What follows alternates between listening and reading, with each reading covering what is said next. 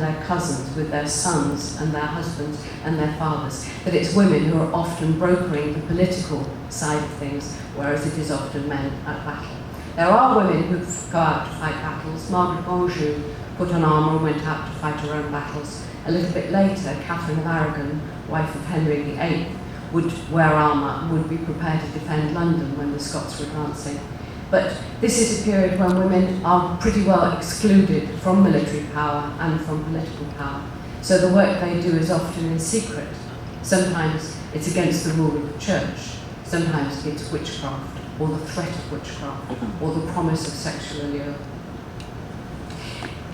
That's the women of the Cousins' War, that's the women of this television series. I wanted to finish up before we go to questions and answers to talk about the new book that I'm bringing out this week, which is The Story of the White Princess.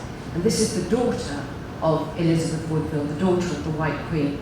And this is a book I've been aiming to write for literally years. I was writing about Catherine of Aragon, a book called The Constant Princess, about Catherine of Aragon's early life in England. And I came across this extraordinary meeting she had with Henry VII, when he rode down and insisted upon meeting her, though she was in all but seclusion.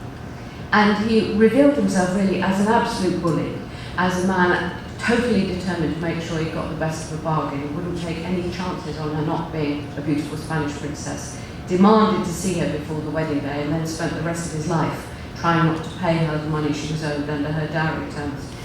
I was so interested in him that I started to research him, which led me to Princess Elizabeth of York, the White Princess.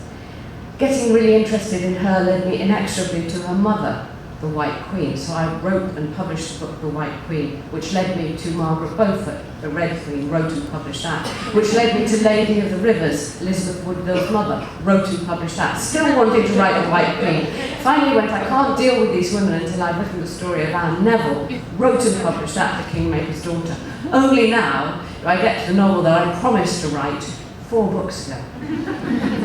And for me it's been worth the wait. It's great, firstly, to really understand the background that this woman comes from, that the connections have run through the court. Everybody is somebody else's cousin. It's extraordinarily complicated. But also that she has the task of, in a sense, healing this troubled, this disunited, this country that's been at war for decades.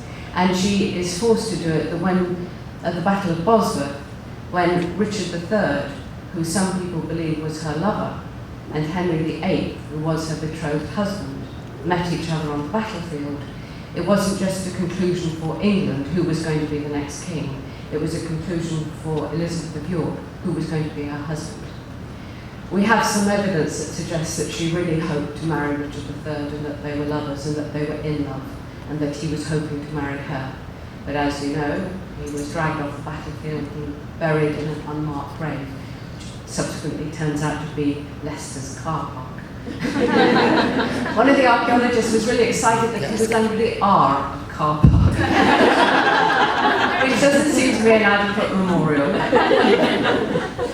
What that left Elizabeth with was the problem of marrying a man who was actually her enemy, who had every reason to hate and fear her, who had every reason and repeated reasons to hate and fear her family, because the Plantagenets didn't give up after the Battle of Bosworth. They were continually trying to find people who could take the throne. They were continually fostering rebellion.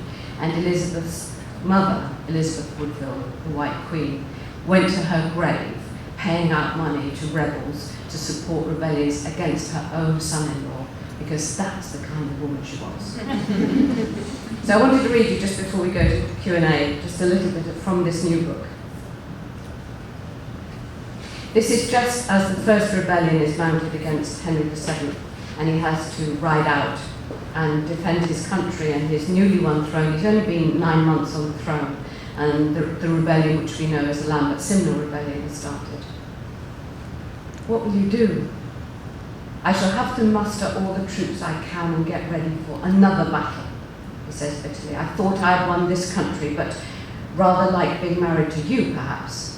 A man can never be quite sure that the job is done.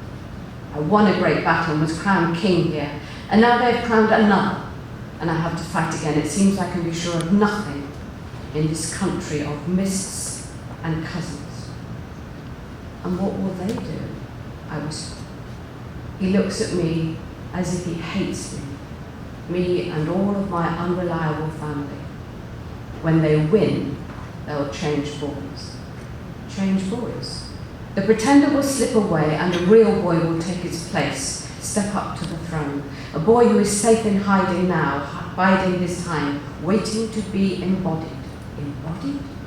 Out of thin air, back from the dead. Who? Spitefully, he mimics my horrified whisper. Who? And goes to the door of my room. Who do you think? Or should that be who do you know? When I say nothing, he laughs shortly with no humour. So I will bid you farewell now, my beautiful wife, and hope that I return to your warm bed as King of England. What else? I asked stupidly. What else could you be? Dead, I suppose. I slide off the bed and step towards him, stretching out my hands. He takes them, but he doesn't draw me close. He holds me at arm's length and scrutinises my face for deceit.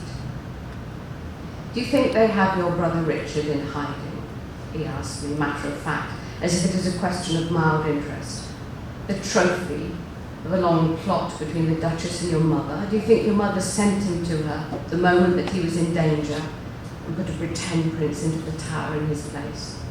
Do you think he's been there for these 4 years, a pretender waiting for the battle to be fought for him before he springs out triumphant like Jesus from the tomb, triumphing over death and then me?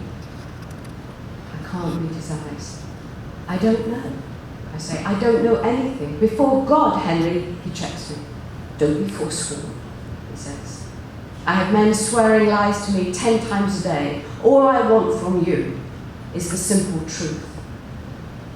I stand before him in silence, and he nods as if he knows there can never be a simple truth between us. And he goes out.